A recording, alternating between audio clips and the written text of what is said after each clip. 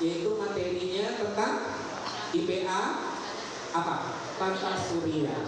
Ya, bisa juga diambil dari gambar yang sudah ada, bisa juga digambar sendiri oleh siswa. Kira-kira siswa ingat gak dengan semua yang dikerjakan itu berbasis pekerjaan? Jadi ustadz dan ustazah itu terlalu banyak memberikan informasi dalam bentuk ceramah sehingga mereka tidak ingat sampai di rumah. Tetapi yang paling mudah itu adalah berbasis aktivitas. Kebayang? Ya. Ini lingkungan di rumahku. Jadi masih lagi kegiatan. Jadi semua kegiatan di sekolah itu kalau ustadz dan ustazah lihat berdasarkan tema, kemudian subtemanya, maka kita akan mampu memetakan kegiatan kita berdasarkan penggunaan media apa yang mau kita gunakan. Nah, ini contohnya lingkungan di rumahku ya. Jadi mereka tetap bercerita tentang lingkungan, padahal hari itu siswa mampu mendeskripsikan lingkungan, kehidupan dan kondisi rumah sekitar, misalnya itu KD-nya. Nah, dengan melakukan kegiatan seperti ini, mereka sudah mampu untuk menjawabnya. Seperti itu. Kemudian apa artinya ini? Iya, ada yang menggunakan by ship, by plane, by train, dan by bus. Nah, mungkin anak-anak bisa bercerita. Ini ceritanya lagi tuh di dalam tulisannya itu. Jadi yang pernah naik pesawat seperti apa cerita? Yang pernah naik kapal seperti apa? Yang pernah dengan kereta api seperti apa? Semua anak-anak mungkin akan bercerita. Tetapi kalau mungkin bisa, tapi kalau anak-anak salah nggak mungkin ya nggak naik pesawat. Saya rasa mungkin udah ya. Anaknya sudah lulus.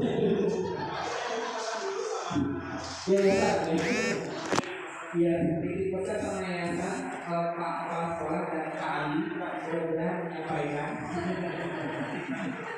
Iya, mudah-mudahan nanti tahun depan ada guru berprestasi dapat hadiah umroh.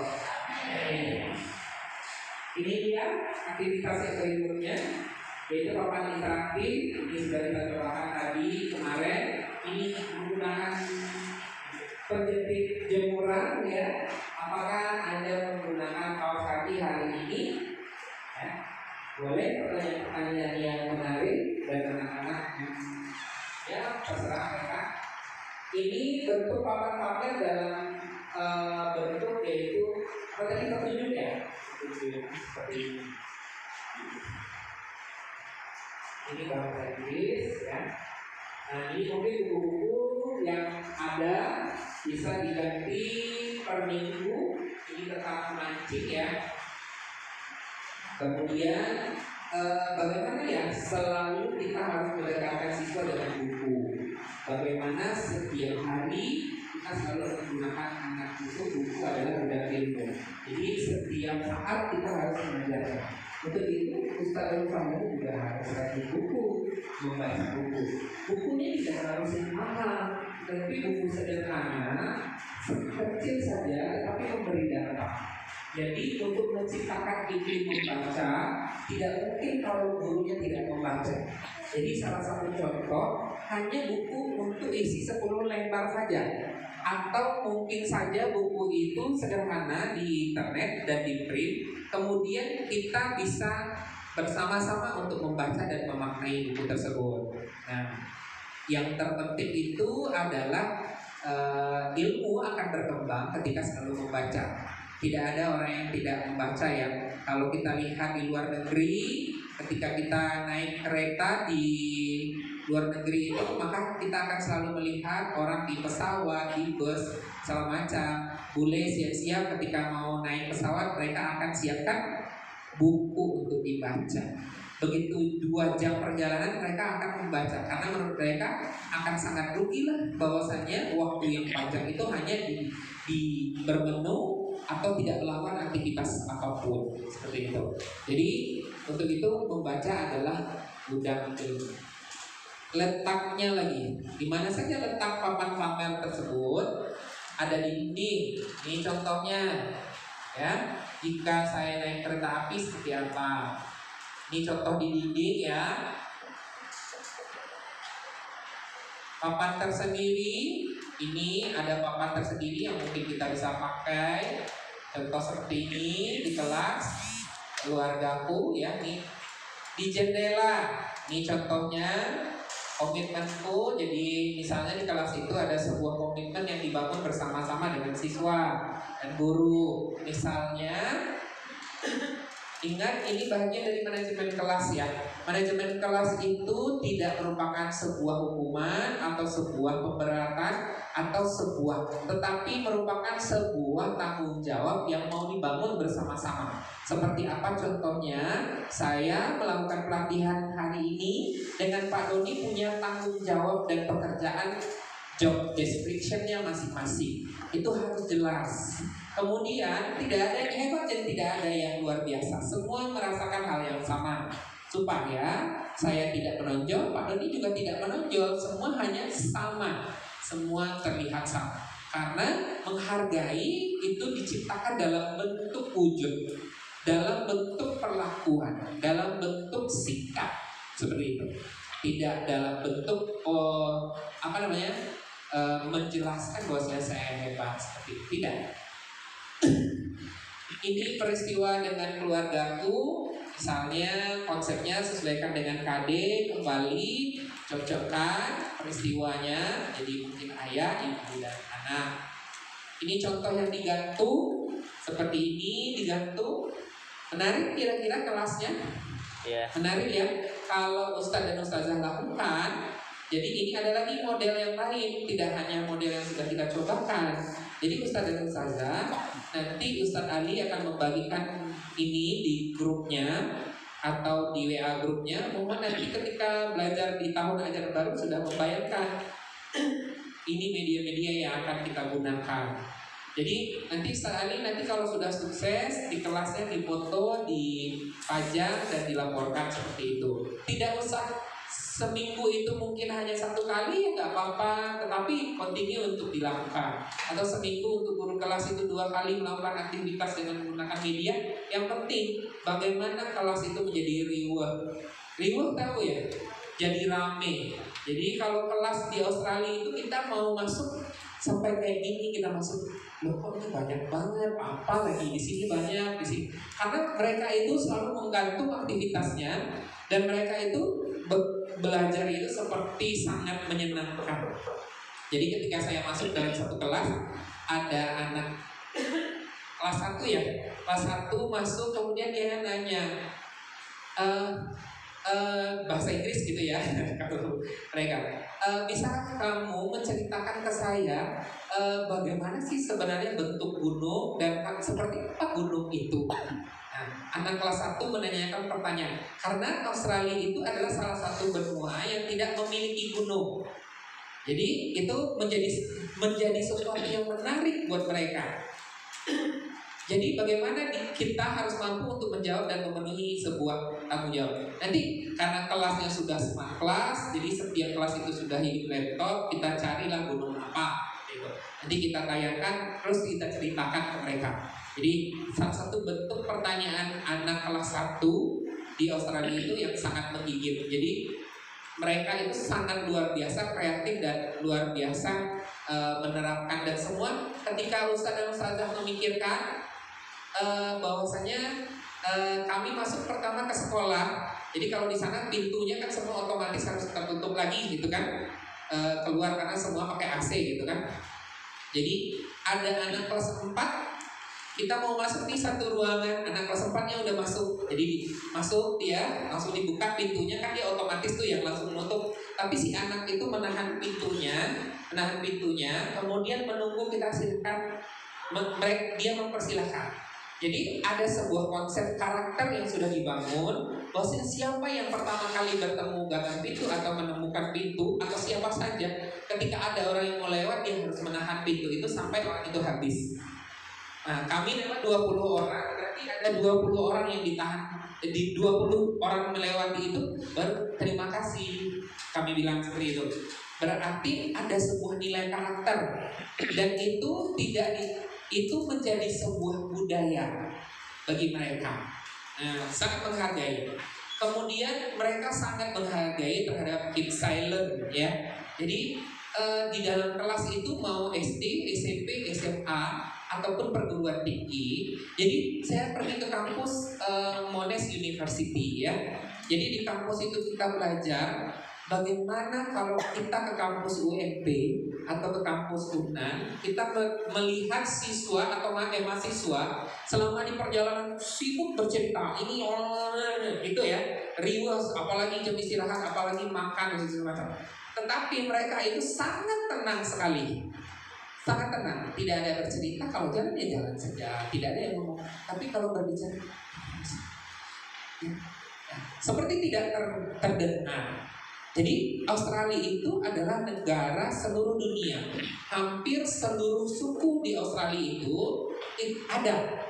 Jadi di seluruh dunia itu berapa negara, hampir seluruhnya ada di Australia. Jadi mereka sangat menghargai budaya. Jadi sangat menghargai. Agama paling besar itu adalah di sana Katolik. Tetapi nilai-nilai Islam itu banyak diterapkan oleh mereka. Nah, ini yang perlu kita belajar, bahwasanya sebagai umat Islam banyak hal yang juga yang harus kita refleksikan di sana. Yang kita lihat, toh ternyata orang yang tidak agamanya Islam lebih menerapkan nilai-nilai seperti itu. Dan banyak sekali seperti itu yang bisa kita lihat. Salah satu contoh, kita belajar dengan salah satu profesornya perempuan ya, sudah masuk tepat waktu, beberapa menit mau masuk dia sibuk semua. Dia bawa baby satu, babynya ngomong-ngomong sama ibunya. Ya, babynya itu umurnya sekitar 3 tahun mau 3 tahun 2,5 tahun lah. Ini gitu kata ibunya ya, kamu gitu. Pokoknya bahasa Inggris gitu seperti itu. Kemudian kelasnya sangat keren ya. Ada yang duduknya bisa lesehan, ada yang tinggi, ada yang rendah, ada yang macam-macam seperti itu kelasnya. Hanya isinya untuk 20 orang waktu itu kami di dalam. Kemudian setelah mau mulai, dia lihat jam, waktunya sudah mulai, pas diinformasikan kami, kita mulai hanya 1 jam saja. Kemudian sebelum mulai, dia taruh anaknya di pinggir. Kemudian dia jelaskan ke anaknya, kamu harus ngerti, saya ini akan bekerja. Kamu sebagai anak saya, paham dengan situasi saya akan memberikan informasi kepada orang lain. Untuk itu, kamu mohon duduk dan tenang, atau jika bermain, tidak boleh keluar dari lingkaran yang telah saya buat. 2,5 tahun loh. Kemudian, dia mulai untuk memulai. Mau mulai nih.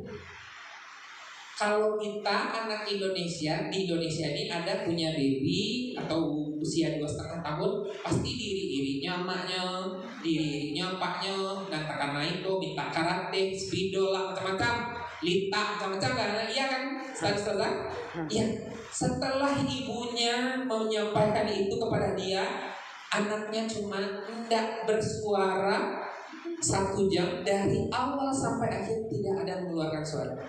Tidak ada memanggil, padahal di awal tadi sibuk bercerita, gitu, sibuk dia bercerita, sampai diam aja seperti itu. Heran-heran kan kita, ilmu malah dipakainya, sia diturunya dukun malah diturunya, malah dipasangnya ke pajak tuh, begitu istilah. Jadi Allah dibaca-bacanya kanaknya banget begitu ya istilahnya kalau kita di kampung. Jadi menurut kita itu sesuatu yang aneh seperti itu. Kok bisa gitu? Karena mereka itu punya komitmen. Komitmennya itu kalau diam ya diam, bekerja. Kalau iya silakan, apa pendapatnya boleh sampaikan, apa semua orang dihargai di situ.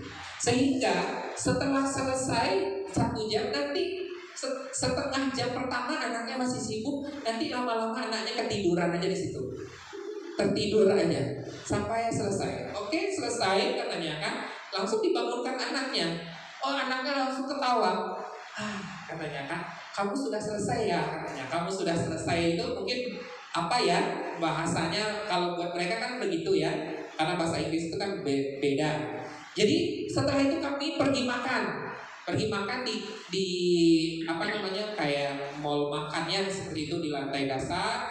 Dari gedung itu setiap gedung itu hampir besar-besar, semuanya seperti apa namanya, seperti food center, seperti itu. Ada tempat makannya. Sampai di sana, kemudian beli makan. Oh, kita lihat itu Prof yang tadi beliau lagi beli makanan. Kemudian setelah dia makan, nanti kita ketemu lagi nih, beliau di kelas 11, kami di kelas ini. Nanti ketemu lagi sama dia. Nanti beliau sambil makan nih, anaknya dilepasin main pasir, masuk dalam kolam sana sini udah kotor. Anak yang tadi sepertinya diam, tapi dia tidak ada peduli, dia diamin aja. Mau jatuh anaknya, mau ngapain, dia nggak apa-apa.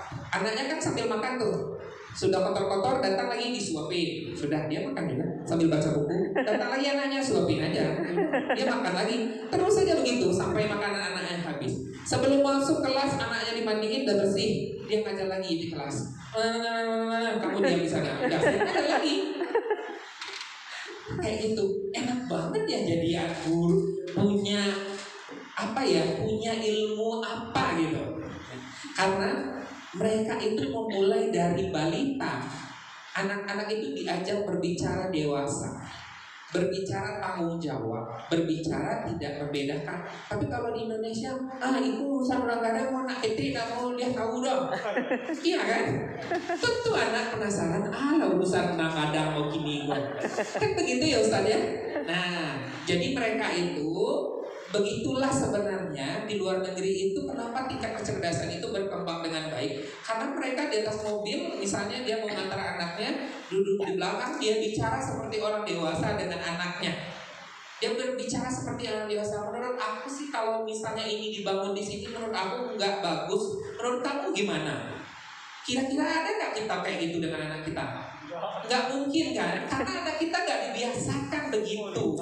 Karena anak kita nggak dibiasakan begitu. Tapi kalau ada anak begitu di sekolah kita, pasti dibilang aneh. Ada kan anak yang begitu kan? Ada. Di sekolah kita pasti dibilang aneh. Karena kita tidak terbiasa seperti itu. Nah, tertinggalnya bangsa kita itu karena kita sendiri. Nah, orang di sana itu karakter yang dipikirkan. Kok kita di sini ilmu yang dipikir, mempush anak-anak itu dengan sesuatu. Tapi bagaimana di sana itu karakter, menghargai, tegur sapa, sopan santun, tidak boleh lancang seperti itu. Loh, beda ya kayaknya negara luar. Kita berpikiran negara barat itu lebih ekstrim, salah besar. Di sana semua sangat aman dan sangat terkontrol semuanya. Beda ya kalau Amerika, tentu saya belum pernah ke sana, tetapi saya yang pernah lihat di Australia sangat terkontrol dan sangat tertata. Apalagi duduk, makan dan segala macam, mereka sangat menghargai perbedaan dan apalagi agama. Mereka sangat menghargai. Ketika melihat orang pakai jilbab, mereka sudah tahu dan pasti muslim seperti itu. Ketika ada makanan yang tidak halal, no muslim. Jadi lihat kan kepala-kepala sekolah kan masuk ke dalam resto atau tempat, no muslim katanya. Mereka suruh keluar. Mahasiswa-mahasiswa itu no muslim katanya.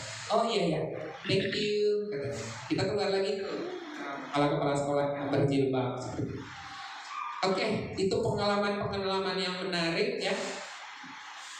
Ini contohnya juga yang bisa kita lihat, yaitu story time. Misalnya bercerita tentang sebuah waktu yang bagaimana pengalamanmu, bagaimana perasaanmu dan segala macam tentang sesuatu, bekerja dan segala macam. Apa saja boleh dibuat dan kreativitas dari kita bersama. Nah, ini contoh peta konsep yang lebih rumit ya, bisa dikerjakan bersama-sama dengan anak-anak, menggunakan gambar. Dan di sini kita baru mengenalkan peta konsep secara sederhana. Sekarang bagaimana membuat peta konsep itu yang lebih menarik seperti itu. Mengelola kelas ini mungkin sudah rasanya